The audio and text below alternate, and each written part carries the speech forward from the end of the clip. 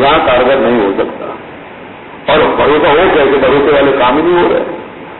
جب یہ کہا جائے کہ قرآن حدیث تھوڑی ہے، جب یہ کہا جائے کہ وعدہ پورا کرنا قرآن حدیث تھوڑی ہی پورا کیا جاتا ہے. یہ قرآن کیا ہے؟ قرآن پڑھا ہو تو آپ قرآن کا نام لینا. یہ بات کیسے کر دیں گے آپ؟ قرآن حدیث کی بات کر رہے ہیں، قرآن پڑھا بھی آپ نے نہیں. اخلاقیات میں پہلی تعلیم قرآن کہتا ہے کہ جب وعدہ کرے تو اس کو پورا کرے. وہ صابرین بالباساء والضراء وحین الباس. دوسری تعلیم یہ ہے اخلاقیات میں کہ آپ کی زندگی صبر پر مشتمل ہو. صبر اس میں آگے جناب روزہ اور یہ تراویح اور یہ سارے اعمال و معاملات. وہ صابرین صبر کرتے ہیں وہ لوگ جو نیکوکار ہیں. کس حالت میں؟ باسا سختی، شدت، ضرہ، تکلیف، یہ ساری چیزیں. وحین الباس اور وہ لڑائی کا جو وقت ہوتا ہے، جہاد کا قتال کا، ان حالتوں میں صبر کرتے ہیں. اللہ نے خلاصہ میں 4 باتیں دین کی 4 عنوانات کے حوالے سے بیان فرما دی اور اس کے بعد ٹائٹل بتا دیا اور جناب سرٹیفکیٹ دے دیا ان لوگوں کو کہ جنہوں نے یہ کام کیے. فرمایا اولئک الذین صدقوا، یہی لوگ سچے ہیں. اولئک هم المتقون، اور یہی متقی ہیں. باقی سب بتائیں بائیں کرنے والے ہیں. اصل میں نیکی یہ ہے جو یہ کام کر رہے ہیں وہ نیکوکار ہیں، اور جو مشرق مغرب کے چکر میں پڑ گئے جیسے یہود و نصارا، وہ اصل میں نیکی کو پا ہی نہیں سکے، وہ تو صورتوں شکلوں میں اچھے ہوئے. یہ پہلی بات ہے. اب اس کے بعد احکام کا سلسلہ ہے کے ساتھ کا معاملہ آ رہا ہے. اس کے بعد فوراً متصل قتل و غارت گری معاشرے میں ہوتی رہتی ہے. تو اب اس کے لیے کچھ پیسے ملیں گے. لوگوں کی جانوں کو تحفظ دینا یہ ایک بہت اہم مسئلہ ہے. ہر قانون اور دستور کی بنیاد ہے. جو قانون جانوں کو تحفظ نہیں دیتا تو قانون ہی نہیں ہے. جو نظام، جو ریاست، جو مملکت جان کو، اپنے شہری کی جان کو تحفظ نہ دے وہ ریاست نہیں ہوتی، وہ جنگل کا قانون ہوتا ہے، وہ جنگل کا قانون ہے. اور دوستوں دنیا میں جب تک لوگ جانوں کو تحفظ نہیں ملے گا یہ معاشرہ اسٹیبل نہیں ہو سکے گا. انسانی معاشرے میں پتہ نہیں آ سکے گی، استحکام نہیں آ سکے گا.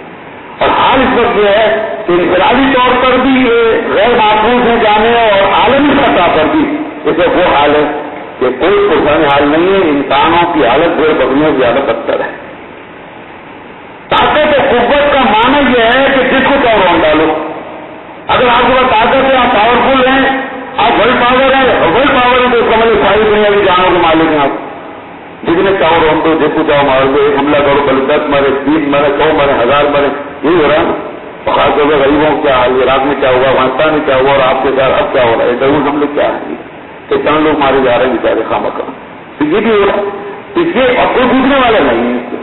تو اگر انسانی جانوں کو تحفظ مل سکتا ہے، دیکھیے قرآن کا قانون کے ساتھ بڑا بے علاج ہے.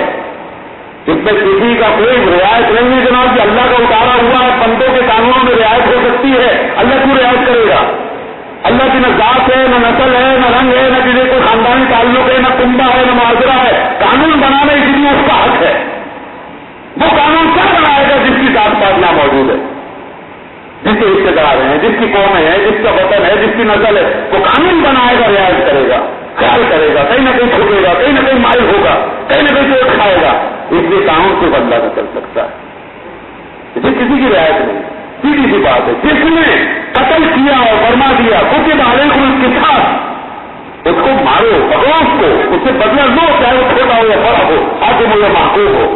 اور غلام کے بدلے میں غلام ہے، مونس کے بدلے مونس، مذکر کے بدلے مذکر، مرد کے بدلے یعنی عورت کے بدلے میں عورت اور مرد کے بدلے مرد. یہ تو بتا دیے تفصیل کے ساتھ. اور لوگوں کو یہ بتا دی پوری دنیا کے کہ بلکہ کا قصاص حیات ہی ہے. الفاظ اے لوگوں عقل سے کام لو. بظاہر ہم قتل کا حکم دے رہے ہیں مگر اس کو قتل مت سمجھو، اسی میں تمہاری زندگی ہے، اسی میں زندگی ہے. جب یہ ایک حصہ سڑ جائے جسم کا اور نازک بن جائے اور کینسر ہو جائے تو اس کو کاٹ دینا ہی پکا ہے. دوسرے اعضاء کی سلامتی اسی میں اس کو کاٹ کے پھینک دو. تو یہی معاملہ ہے انسانی نظام، انسانی معاشرے کا. ایک آدمی اگر ایسا گڑبڑ کر گیا ہے، بگڑ گیا ہے، خراب ہو گیا ہے، وہ لوگ جانوں کو حلال سمجھنے لگا ہے تو پھر اس کو ختم کر دینا ہی بہتر ہے.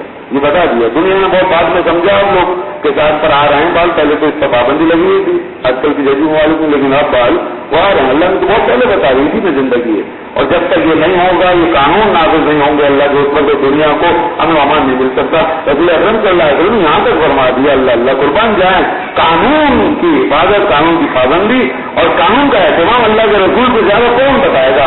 آپ نے فرمایا کہ لوگوں سنو, اگر محمد صلی اللہ علیہ وسلم کی بیٹی فاطمہ ابھی چوری کرے گی نا تو اس کے بھی ہاتھ کاٹے جائیں گے. یہ ہے قانون, اس کے بھی ہاتھ کاٹے جائیں گے. اور یہ بات جو اللہ کے رسول ہی کر سکتے ہیں, اور 2 لاکھ طریقے سے اللہ کے قانون کو نافذ کرنا بھی اللہ کے رسول کے کام ہے, اور انہوں نے کر دیا ہے. ہمارا قانون اس کا عمل کرنا. تو یہ پورا قصاص کا اور دیت کا معاملہ یہاں بیان کیا گیا. اس کے بعد روزوں کے احکام آ گئے تفصیل سے. بہت سے لوگ کہتے ہیں روزہ کیوں رکھتے ہیں, کہ روزے کا ذکر کہاں ہے. یہ سورہ بقرہ میں آ گیا ہے, آپ نے سن لیا تفصیل سے. ایمان والوں تم پہ روزہ فرض ہے, جیسے پہلے تم پر تمہارے لوگوں کو فرض تھا, اور تب اس لیے فرض ہے تاکہ تم متقی بنو.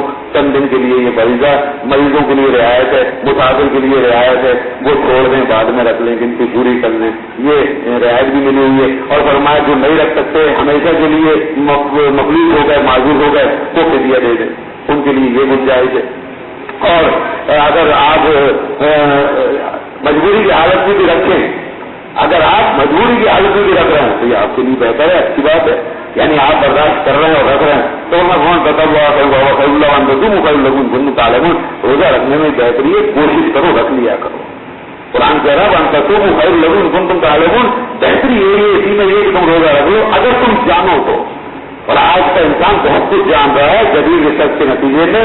آج کے تمام طبہ, ڈاکٹر, حکیم آج وہ جو مسئلہ بتا رہے ہیں انسانی صحت کا سب سے بڑا راز اسی میں بتا رہے ہیں, بھائی کم کھاؤ کم پیو, پرہیز کرو, چکنائیاں چھوڑو, کولیسٹرول چھوڑو, یہ طاقتیں چھوڑو, یہ ہوٹلوں پہ جانا آنا چھوڑو. یہ سارے مسئلے اس لیے پیدا ہو رہے ہیں.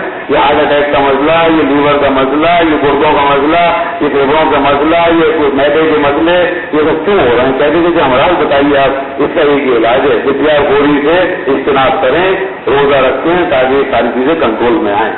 اور یہ عام حالات میں یہ مشورہ مل رہا ہر طرف سے کہ وہ اپنے غذاؤں پر خیال رکھیں اور چکنائی چیزوں کی پرہیز کریں. تو روزہ کا حل اس حوالے سے بہترین چیز ثابت ہوا ہے. اس سے ہمارا پورا جسمانی نظام پرسکون حالت میں آ جاتا ہے اور ہمیں بڑا اس کا فائدہ ہوتا ہے, جس کو دیکھ سکتے ہیں, محسوس کر سکتے ہیں. باقی یہ کہ افطار افطار میں آپ اگر احتیاط نہ کریں تو روزے کا کیا قصور ہے. اب ان سارے دن کی بھوک کے آج وہ ایسے جیسے بھوکے ٹوٹتے ہیں کسی کھانے پر, تو اس طرح اگر افطار کو ٹوٹیں گے اور پھر وہ سارا وہ پورے دن کی کسر نکالنے کی سوچیں گے تو پھر ظاہر الٹے اثر ہوگا. اب بہت سے لوگ رمضان میں پیٹ لے کے بیٹھے رہتے کہتے کہ آپ نے تو کہا تھا روزے بڑا فائدہ ہوتا, ہمیں کوئی فائدہ نہیں ہوا.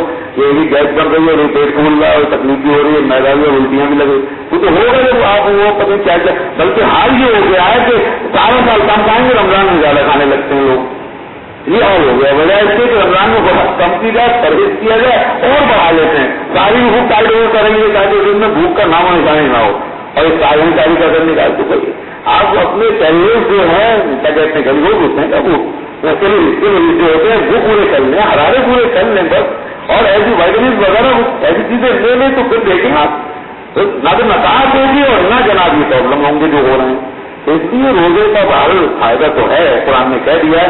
اور اگر ابھی سمجھنا ہے تو اس کو جو ہے نور علی باقی ترکی کے بڑے بڑے اسکالر ہیں, انہیں کتاب لکھی ہے قرآن آیات